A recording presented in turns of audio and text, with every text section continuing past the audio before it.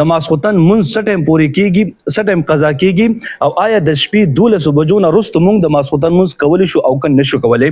نو په دې ویډیو کې په دې مسلې باندې زه تاسو پیوما په دې باندې ځان پوي کې شي او زموږ عزت مندو د ماسخوتن د مونږ چې کنه دا تر سحر اذان پوری کیږي. بس د سحر اذان نه مخکې به تاسو د ماسخوتن مونږ ختموي.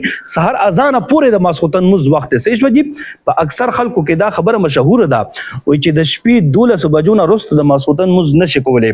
وای ځکه د شپې 12 بجو نه وروسته د ماسخوتن مونږ نشي کولای. وای د ټیم کې تاریخ بدلیږي.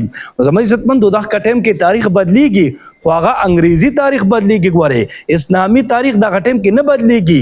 اسلامي تاریخ چې ده کنه هغه د ماخام په ټیم کې بدلیږي او هغه الریډي هغه ټیم کې بدل شوی وي.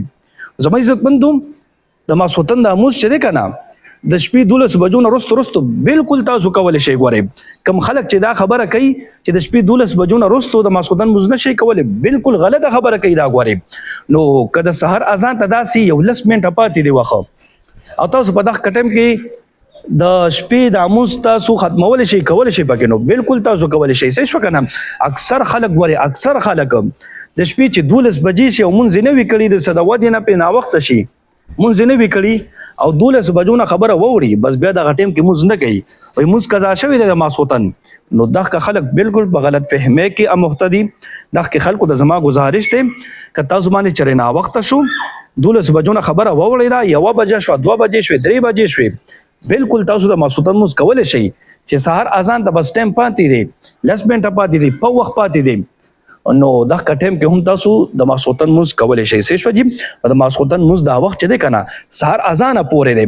سحر اذان چې څنګه شروع شي بس ماسخوتن مونځ بیا قضا شو. نو که تاسو د سحر اذان نه مخکې د ماسخوتن مونځ ختمولی شئ ستاسو په ځان یقین دی چې زه د ماسخوتن مونځ سحر اذان نه مخکې ختمولی شم نو بالکل تاسو کولی شئ که تاسو باندې ماسخوتن مونځ ناوخته شم. نو په دې مسلې باندې په خپل هم ځان پوه کوئ زما عزت مندو او دا ویډیو تاسو ډیره شیر کړئ ځکه چې ډیر زیات خلک په دې غلط فهمۍ کې اموخته دي چې د شپې 12 بجو نه وروسته د ماسخوتن مونځ نشي کولی. نو دا ډیره غټه غلطي ده زما عزت مندو.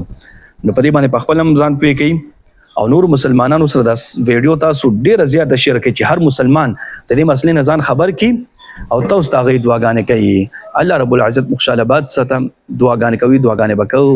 الله پامان. أعوذ بالله من الشيطان الرجيم بسم الله الرحمن الرحيم والتين والزيتون وطور سينين وهذا البلد الأمين لقد خلقنا الإنسان في أحسن تقويم